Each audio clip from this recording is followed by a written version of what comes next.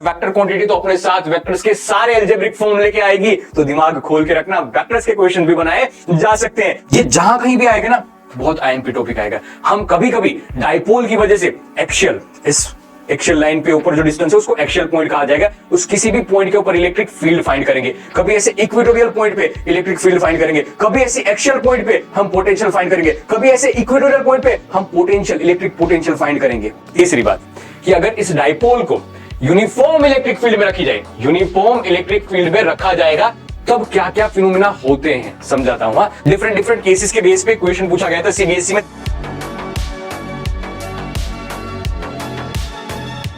Hello everyone, मैं हूं रविवंडा, स्वागत करता हूं आप सभी का नेक्स्ट टॉपर के इस प्लेटफॉर्म पे। बेटा chapter first electric charges and field का एक मोस्ट इंपॉर्टेंट टॉपिक यानी कि electric dipole, chapter number first का भी और चैप्टर नंबर सेकंड का भी। इलेक्ट्रिक डाइपोल, जहां पर भी ये वर्ड आ जाता है कान खड़े हो जाने चाहिए, क्योंकि यहां से डेरिवेशंस, यहां से थियरीज, यहां से एमसीक्यूज, यहां से न्यूमेरिकल्स बनने की संभावना सबसे ज्यादा होगी। आपकी बोर्ड एग्जामिनेशन में भी, आपकी नीट एग्जामिनेशन में भी, सीयूईटी में भी और जेईई मेंस में भी। तो आज हम कुछ ऐसी एग्जामिनेशंस के बारे में चर्चा करेंगे सिर्फ एक टॉपिक के, तो इसलिए इस सीरीज का नाम है वन टॉपिक मेनी एग्जाम्स। तो शुरुआत करते हैं कि क्या होती है ये इलेक्ट्रिक डाइपोल, क्या होता है इसका इंपॉर्टेंट पार्ट, ये हमें क्यों पढ़नी चाहिए। बेटा हम फिजिक्स में मैग्नेटिज्म के बारे में पढ़ते हैं, इलेक्ट्रोस्टैटिक्स के बारे में पढ़ते हैं, तो मटेरियल के अंदर ये मैग्नेटिक प्रॉपर्टी कैसे डेवलप होती है, कैसे कोई भी ऑब्जेक्ट है, कोई भी मटेरियल है, वो मैग्नेट की तरह बिहेव करता है, उसके पीछे का कारण आपको समझना है। तो ये छोटी यानी कि इलेक्ट्रिक डाइपोल या मैग्नेटिक डाइपोल के बारे में आपको समझना चाहिए।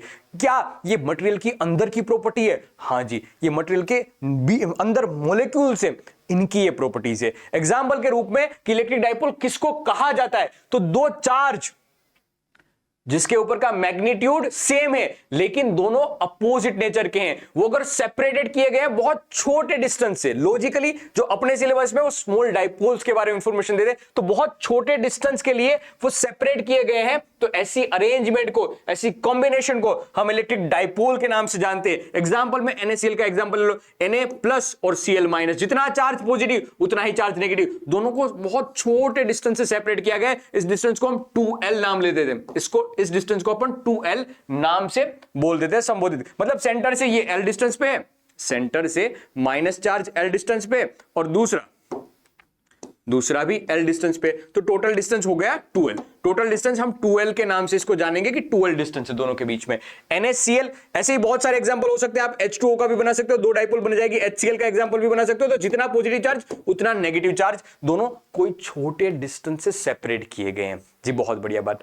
हम छोटे डिस्टेंस का जिक्र बार बार क्यों कर रहे हैं, क्योंकि हमारे सिलेबस के हिसाब से अकॉर्डिंग टू एनसीईआरटी हम जिस मॉलिक्यूल्स के बारे में पढ़ने जाएंगे वहां पर ऐसे एटम्स के मॉलिक्यूल की बात होगी जो वाकई में बहुत छोटा डिस्टेंस होगा। हम इसको 2L या फिर D के नाम से पुकार सकते हो, कोई बड़ी बात नहीं। अलग अलग किताबों में कहीं आपको 2L दिखेगा, कहीं आपको ये डिस्टेंस बिटवीन देम D दिखेगा, तो इसमें कोई शंका या कोई भी कंफ्यूजन वाली बात नहीं है। तुम दिमाग में बात क्लियर रख के चलना कि ये डिस्टेंस ही है, दोनों के बीच का डिस्टेंस है, नथिंग एल्स। ठीक है, अब हम डाइपोल की, क्योंकि ये तो अरेंजमेंट हुई बेटा, ये तो अरेंजमेंट हुई है, हम अरेंजमेंट की, इस कॉम्बिनेशन की ताकत क्या है, स्ट्रेंथ क्या है, इसके बारे में चर्चा करते हैं। तो एक और फिजिकल क्वांटिटी को डिफाइन करते हैं, that is a electric dipole moment.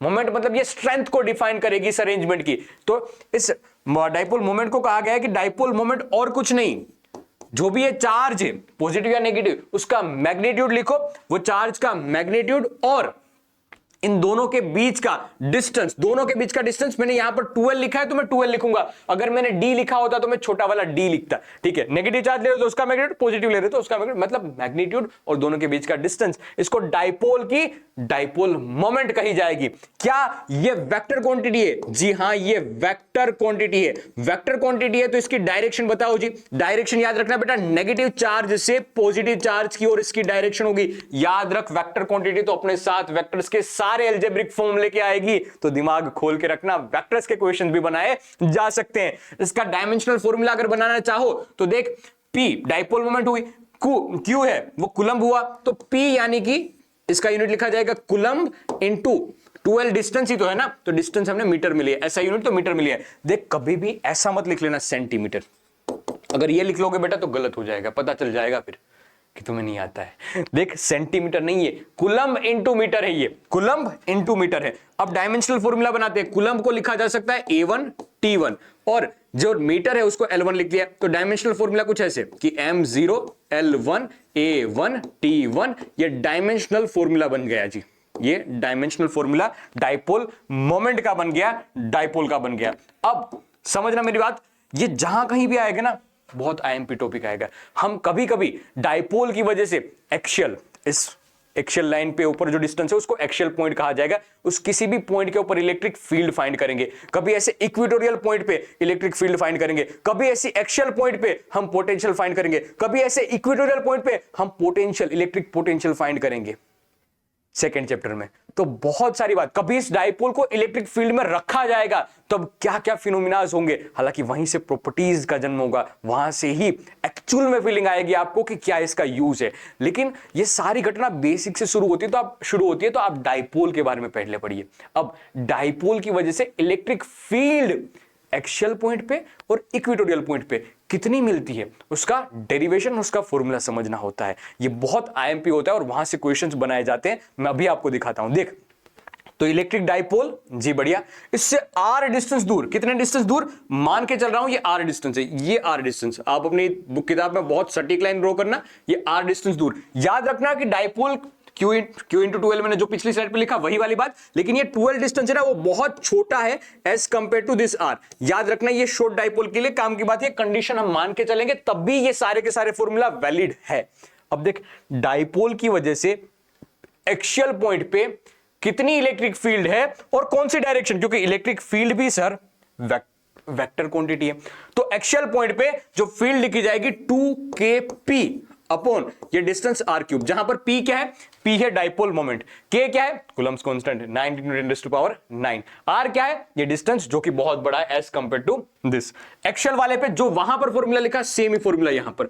Equatorial की बात आती है, ये इक्वेटोरियल डाइपोल के सेंटर से r डिस्टेंस ऊपर, क्या जी बेटा लाल, डाइपोल के सेंटर से r डिस्टेंस ऊपर, ये r डिस्टेंस भी सर बहुत बड़ा है एज कंपेयर टू 12, हालांकि डाइपोल बहुत छोटी है तो कंपैरेटिवली डिस्टेंस बड़ा हो ही जाएगा।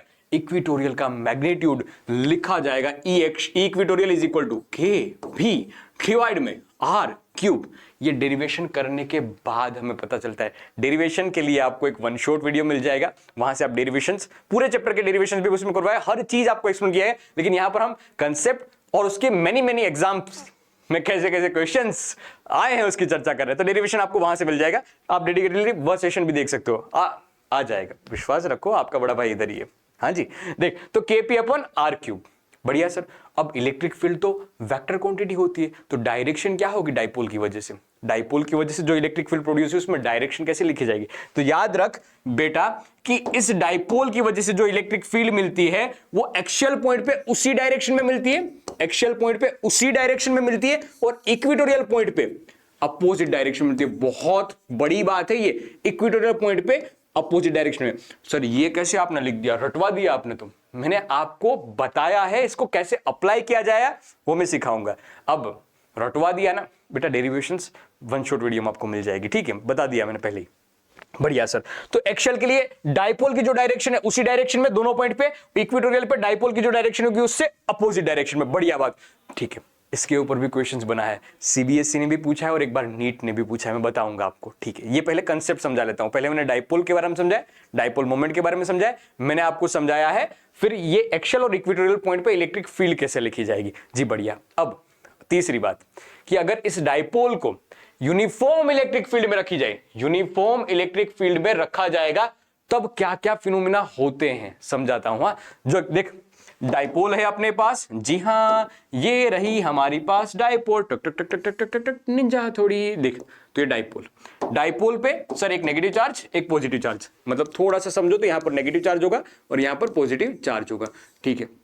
देख, क्या डाइपोल के ऊपर इलेक्ट्रिक फील्ड की वजह से फोर्स लगेगा? जी हाँ, डाइपोल पे पॉजिटिव चार्ज की ओर ये QE जैसा फोर्स लगेगा और नेगेटिव चार्ज में अपोजिट डायरेक्शन में ये इलेक्ट्रिक फील्ड जो है वो फोर्स लगाती है। Uniform electric field opposite direction में फोर्स लगाती है, दैट इज माइनस QE। लेकिन अपोजिट डायरेक्शन में, माइनस का मतलब ये अपोजिट डायरेक्शन में, इसलिए माइनस की डायरेक्शन में। मतलब क्या समझाया मैंने कि इलेक्ट्रिक फील्ड में चार्ज के ऊपर फोर्स लगता है, डाइपोल चार्ज से ही बना हुआ है, तो पॉजिटिव चार्ज पे डाइपोल पे जो लगा है फोर्स या पॉजिटिव चार्ज पे जो फोर्स लगा है वो इलेक्ट्रिक फील्ड की डायरेक्शन में, और नेगेटिव चार्ज पे जो लग रहा है वो डाइपोल की इलेक्ट्रिक फील्ड की अपोजिट डायरेक्शन में।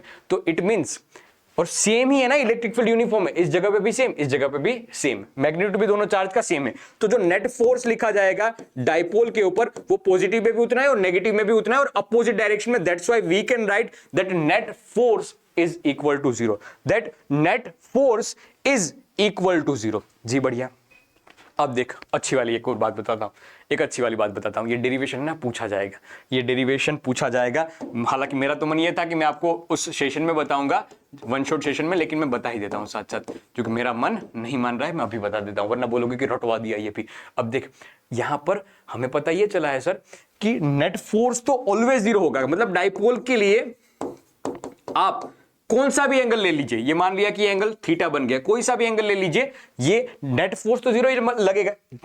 QE अपोजिट डायरेक्शन में QE, आमने सामने कट पिट गए, 0 बन गए। ये ऑलवेज यूनिफॉर्म इलेक्ट्रिक फील्ड की बात आएगी तब 0 होगा। अब बात आएगी टॉर्क की, क्योंकि जब भी डाइपोल को ऐसे यूनिफॉर्म इलेक्ट्रिक फील्ड में रखा जाएगा तो इसे घुमाओ एक फोर्स जनरेट होगा, डाइपोल को घुमाने की कोशिश करेगा, ये डाइपोल को घुमाने की कोशिश करेगा। कौन करेगा? यही वाला फोर्स। इसकी वजह से घुमाव वाला फोर्स है ना, तो टॉर्क प्रोड्यूस होगा। देख ऐसे ऐसे ये डाइपोल रखी गया, ये फोर्स तो समझ में ये आ रहा है सर कि कुछ इसमें रोटेशन होने की बात आ रही है, और रोटेशन मतलब टॉर्क को रिप्रेजेंट करता है। अब टॉर्क की बात हल्की फुल्की आपको याद नहीं है तो मैं लिख देता हूं, टॉर्क हम परपेंडिकुलर डिस्टेंस इनटू फोर्स करके लिखा जाता है, या फिर ऐसा भी लिखा जाता है कि R इनटू फोर्स परपेंडिकुलर, या RF sin थीटा, तीनों फॉर्मूला यूज किया जा सकता है। और टॉर्क वेक्टर क्वांटिटी होती है, ये भी याद रखना बेटा, तो वेक्टरली भी इसको सोल्व किया जा सकता है। मैं सीधी बात देख, सेंटर से ये घूम रहा है ना, सेंटर से थीटा एंगल बनाया जा रहा है, ठीक है सर, ये डिस्टेंस L था, ये डिस्टेंस L था, जी ये भी बढ़िया है। अब देख, क्या मैं सेंटर से लिख सकता हूं? देख, जो फोर्स लग रहा है, टक टक टक टक टक टक टक, जो फोर्स लग रहा है वो QE इस डायरेक्शन में, जी बढ़िया, टक टक टक टक टक टक टक टक, जो फोर्स लग रहा है वो इस डायरेक्शन में QE, ठीक है। परपेंडिकुलर डिस्टेंस निकालना है ना, जी बढ़िया सर, परपेंडिकुलर डिस्टेंस निकालना है। तो मेरे दोस्त समझना इस बात को, हाँ, ये डिस्टेंस L, जी डिस्टेंस L, ठीक है। तो देख, थीटा सामने वाला है तो ये L sin थीटा लिखा जाएगा जी, और ये L cos थीटा लिखा जाएगा ऐसे। L का एक कंपोनेंट L cos थीटा, ये L sin थीटा, पास वाला L, जो पास वाला होगा cos थीटा, सामने वाला होगा L sin थीटा। इसका मतलब कि दो कंपोनेंट में डिवाइड हो गए, L sin theta, L cos theta. अरे भाई साहब, तो ये सेंटर से जो आपको डिस्टेंस मिलेगा कुछ ऐसा, ये मिला आपको L sin थीटा, यहां पर भी आपको मिला L sin theta, L sin theta, L sin theta. एक पॉजिटिव चार्ज पे लगने वाला फोर्स, एक नेगेटिव चार्ज पे लगने वाला फोर्स, जिसकी वजह से घुमाव टॉर्क प्रोड्यूस हो रहा है। और ये टॉर्क देखो, दोनों में एक ही डायरेक्शन में, दोनों में एक ही डायरेक्शन में, ऐसे ही तो घुमाना चाहता है, ऐसे ही तो घुमाना चाहता है। ये सेंटर पे रख ले, ये कुछ ऐसे घुमाना चाहता है, और नेगेटिव चार्ज पे लग रहा है और फोर्स उसको ऐसे ऊपर उठाना चाहता है। तो दोनों की डायरेक्शन एक तरह से क्लॉकवाइज ही है। तो दोनों का जो टॉर्क प्रोड्यूस होगा वो ऐड किया जाएगा। तो नेट टॉर्क पॉजिटिव वाले का और नेगेटिव वाले का ऐड किया जाएगा, जी बढ़िया। तो QE, फोर्स कितना है? QE, ठीक है। डिस्टेंस कितना है? परपेंडिकुलर वाला डिस्टेंस L sin थीटा। अरे वाह जी। दूसरी बात, दूसरे वाले केस में जी वो भी सेम टू सेम, QE ये लिखा जाएगा L sin थीटा। अरे सर जी, बात तो आपकी सही है। अब देख, मैंने है ना यहां पर E को कॉमन निकाल दिया, Q दो बार लिखा जाएगा ना, तो 2L को मैंने कॉमन निकाल दिया। देख, 2 times QEL sin theta, 2 times, तो 2 मैंने L के साथ ज्वाइन कर दिया, Q मैंने आगे लिखा, फिर E sin थीटा। क्या आपको याद आ रहा है कि Q इंटू 2L तो डाइपोल मोमेंट का फॉर्मूला था, तो PE sin थीटा टॉर्क का फॉर्मूला बन जाएगा। किसका फॉर्मूला? टॉर्क का फॉर्मूला बन जाएगा। अजी क्या बात है, क्या बात है।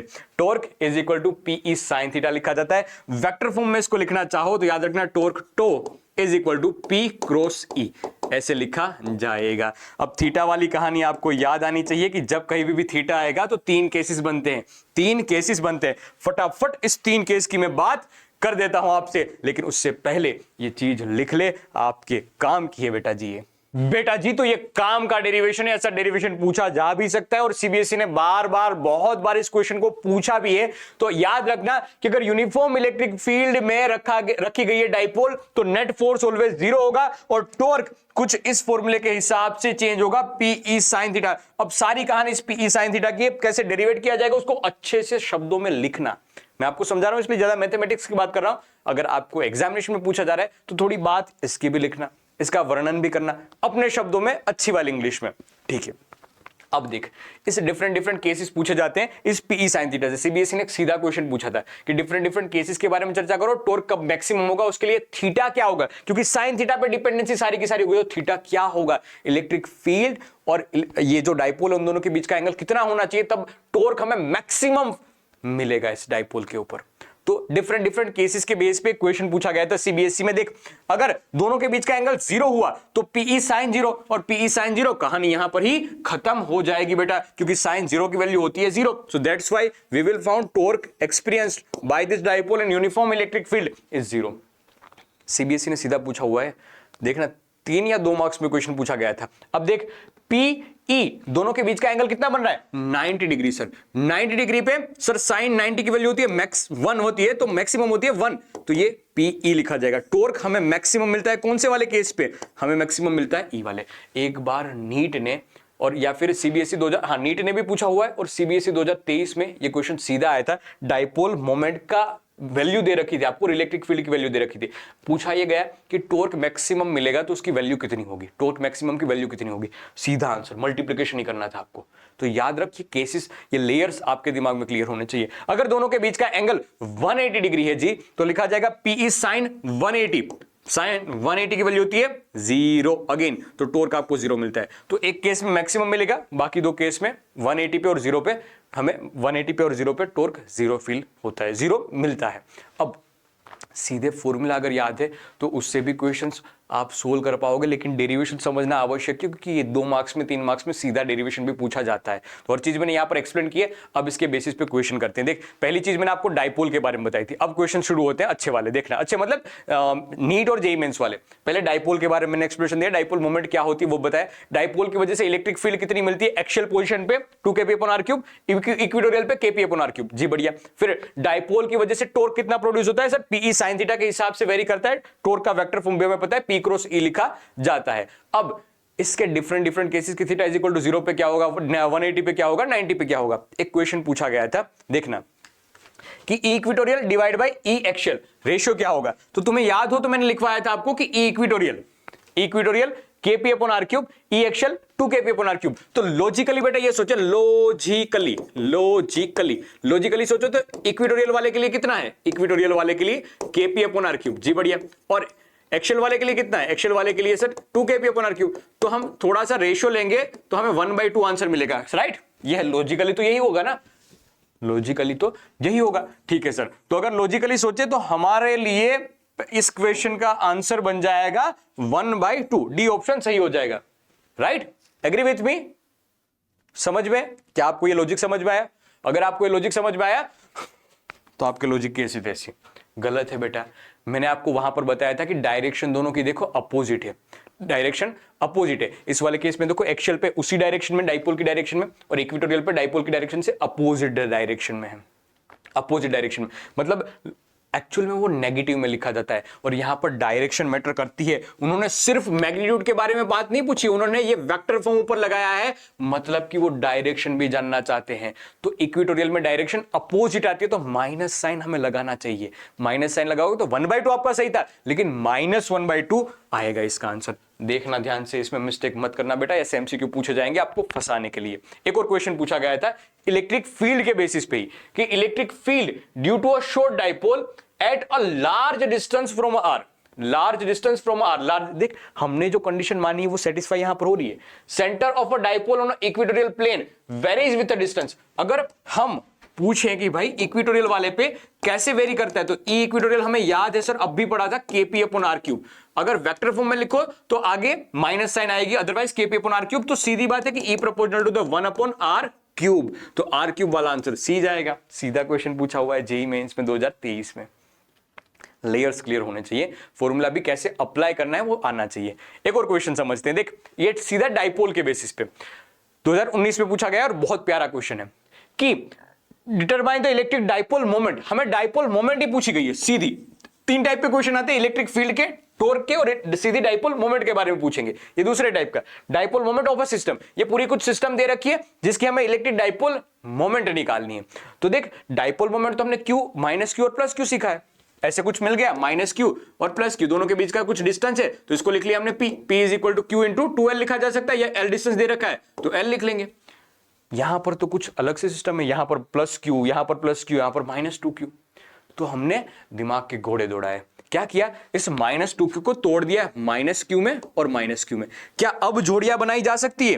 अब सोच यार, जोड़ियां बनाने में तो तुम माहिर हो, नहीं हो तो सीखो, अपनी नहीं बन रही है तो क्या है, दूसरों की तो बनाओ। देख माइनस क्यू और ये प्लस क्यू, ये माइनस क्यू और ये प्लस क्यू, क्या यहां पर 2 डाइपोल आपको नहीं दिख रही है? अरे हाँ, देख सर हमारी एक की जोड़ी नहीं बन रही है और यहां पर हम 2 जोड़ियां बना रहे हैं। देख 2 डाइपोल की जोड़ी बन गई। अरे हाँ जी, डाइपोल मोमेंट कैसे लिखी जाएगी, ये P is equal to Q into L, distance दे रखा है तो क्यू इंटू एल, ये dipole P is equal to Q into L, दोनों सिमेट्रिक है जी। बढ़िया सर, तो देख अब तो ये वेक्टर्स में कन्वर्ट हो गया है, अब तो ये वेक्टर्स में कन्वर्ट हो गया है, ये P ये भी P जी, दोनों P, लेकिन तू मत P। देख दोनों के बीच का एंगल कितना है, 60 डिग्री सर। अरे यूनिफॉर्म ट्रायंगल है ना, तो दोनों के बीच का एंगल 60 डिग्री हो जाएगा। अगर ये 60 डिग्री है और दोनों सिमेट्रिक है तो दोनों के नेट, दोनों की नेट जो लिखी जाएगी डाइपोल मोमेंट वो एकदम सेंटर से निकलेगी, जिसको हम P नेट के नाम से जानेंगे। और आप सीधा ही बता सकते थे यहां पर कि P नेट नीचे y की डायरेक्शन में, मतलब माइनस y की डायरेक्शन में, माइनस y, माइनस वाली साइन देखना यहां पर ही है, बाकी किसी में नहीं है। मतलब j किसको रिप्रेजेंट करता है, y वाली डायरेक्शन को, और माइनस साइन बस इसी में है, बाकी किसी में भी नहीं है। तो सीधा डी ऑप्शन बन जाएगा। अगर चाहो तो मैग्नीट्यूड पे निकाला जा सकता है, कैसे, अंडर रूट में p स्क्वायर प्लस 2pp, दोनों के बीच का एंगल cos 60, cos 60 की वैल्यू होती है 1/2, दुग्गी यहां से मर गई तो ये आ जाएगा p, तो 3 time p square, 3 time p तो रूट 3p, p की वैल्यू हमने अब भी सीखी थी q इंटू एल। तो मैग्नीट्यूड भी ये मिल गया हमें, देख लो एक बार, ये हमने मैग्नीट्यूड भी फाइंड कर लिया जी। बढ़िया जी, समझ में आ रही बात है, दिमाग खुल रहा है। एक इलेक्ट्रिक फील्ड टाइप के क्वेश्चन आ सकते हैं, डाइपोल मोमेंट फाइंड करने के क्वेश्चन आ सकते हैं, और तीसरा वेरिएशन यानी कि टॉर्क फाइंड करने के क्वेश्चन आ सकते हैं। देखो एक बार टॉर्क पढ़ते हैं। क्या है बात कि सर जी पूछा गया है कि 2 charges each of a magnitude, कुछ दे रखा है, चार्ज का मैग्नीट्यूड दे रखा है, सेपरेटेड बाय अ डिस्टेंस। ओह, इसमें डाइपोल मोमेंट हमें नहीं देख, लेकिन इंफॉर्मेशन पूरी दे दी है, इंफॉर्मेशन पूरी दे दी है कि 2 चार्ज है, गिवन समझना, गिवन डाटा के हिसाब से 2 चार्ज हमें दे रखे हैं और चार्ज के बीच का डिस्टेंस हमें दे रखा है, चार्ज के बीच का डिस्टेंस तो माइनस क्यू प्लस क्यू, दोनों के बीच का डिस्टेंस दे रखा है, L दे रखा है। तो हम लिख सकते हैं, देख L और 2L और D में कंफ्यूज कभी मत होना, आप दिमाग से ये सोचो कि डिस्टेंस दोनों के बीच का जो होगा उसको हम L या 2L या D लिख सकते हैं। तो Q इंटू L, ये जो भी लिखा होगा वो अपन फाइंड कर लेंगे। Q की वैल्यू कितनी है जी, ये 0.01 कूलम, तो इसको 10⁻⁻² कूलम लिख सकता हूं। सेपरेट बिटवीन डिस्टेंस कितना देखा है, 0.4 मिलीमीटर, तो इसको लिखा जा सकता है 4 इंटू मिलीमीटर का 10⁻³ और ये -4 आ जाएगा जी। बढ़िया, तो लिखा जा सकता है ये 10⁻⁻² और इंटू करके 4 इंटू 10⁻⁻4, तो ये आ जाएगा 4 इंटू 10⁻⁻6, ये डाइपोल मोमेंट आ गई जी। बढ़िया, ये डाइपोल मोमेंट आ गई। एक पहला पार्ट जो इंफॉर्मेशन दे रखी थी उस हिसाब से हमने थोड़ा सा सोल्व किया। आगे पढ़ते हैं, कहानी में आगे बढ़ते हैं। देखना, if the dipole placed in uniform electric field, अब जो पढ़ रहे हैं वो वाली बात कि इलेक्ट्रिक फील्ड में रखी गई है और वो इलेक्ट्रिक फील्ड 10 डाइन पर कूलम है। डाइन, देख कितना कॉम्प्लिकेटेड करने की कोशिश कर रहे हैं बेटा, आपको फंसाने के लिए, सिर्फ आपको फंसाने के लिए कितना दिमाग लगाया इन्होंने। न्यूटन की, हम न्यूटन पर कूलम लिखते हैं ना इलेक्ट्रिक फील्ड का यूनिट, ये डाइन में चले गए। क्यों? क्योंकि आपको फंसाने के लिए, लेकिन उनको ये नहीं पता है कि आप नेक्स्ट टॉपर से पढ़ते हो। तो देख, तो क्या बताया जाएगा, इसमें कोई बड़ी बात नहीं है यार, आप कहीं से भी पढ़ते हो, आपको सब समझ में आता है, आप होशियार हो, ठीक है। अब देख इलेक्ट्रिक फील्ड की बात, इलेक्ट्रिक फील्ड कुछ दे रखी है हमें, जिसका मैग्नीट्यूड मैं लिखूं तो दे रखा है 10, डाइन हमें पता है सर 10⁻⁻5 न्यूटन होती है, तो मैंने सीधा सीधा लिख लिया, तो ये लिखा जाएगा 10⁻⁻4 न्यूटन पर कूलम। अब आगे की इंफॉर्मेशन, ये कितना डिग्री एंगल बना रही है? 30 डिग्री एंगल बना रही है। किससे? डाइपोल से।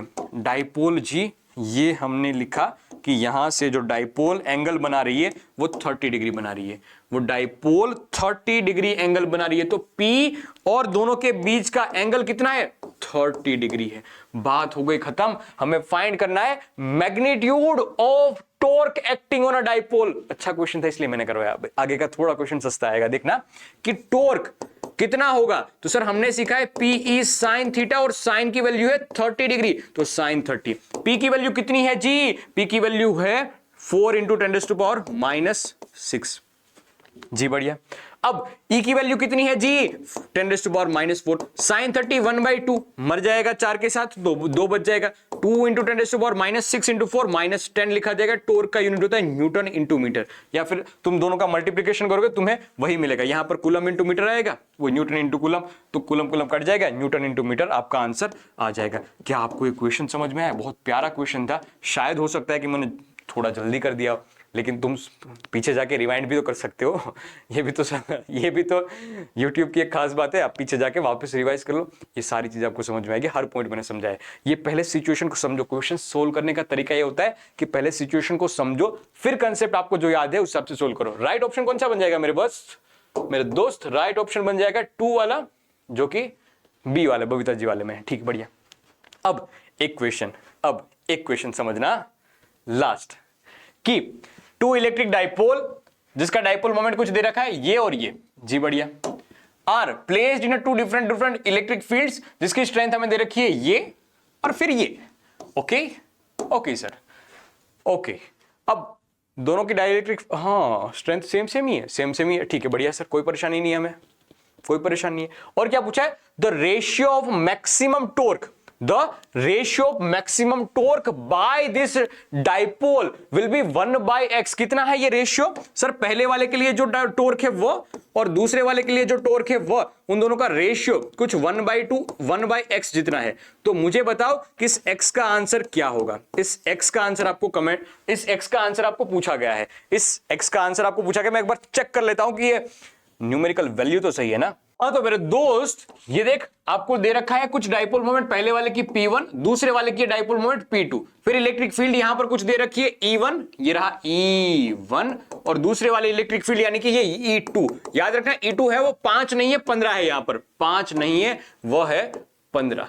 ये 15 इंटू 10⁻⁴ न्यूटन पर कूलम है। अब इन दोनों का मैक्सिमम टॉर्क का रेशियो पूछा है। मैक्सिमम टॉर्क क्या होता है? Sir torque is equal to maximum वाला केस समझा था हमने, जहां पर theta is equal to 9 degree होता है, टॉर्क P इंटू E करके लिखा जाएगा। तो P1 E1 डिवाइड में P2 E2। ठीक है, मैं नहीं बता रहा हूं आपको, ये क्वेश्चन का जो भी आंसर आएगा वो 1/x के फॉर्म में कन्वर्ट करना है और कमेंट बॉक्स में मुझे बताना है कि इस x की वैल्यू क्या है। इस x को आपको फाइंड करके कमेंट बॉक्स में बताना है बेटा। तो मिलेंगे अगली बार नई नई बातों के साथ। आज के सेशन में कंसेप्ट भी पढ़े, एक आध डेरिवेशन भी किया और उसके ऊपर अच्छे अच्छे न्यूमेरिकल्स भी लगाए। प्रैक्टिस करते रहना, आगे बढ़ते रहना, जहां पर भी परेशानी फील हो हम आपके साथ हैं। जय हिंद।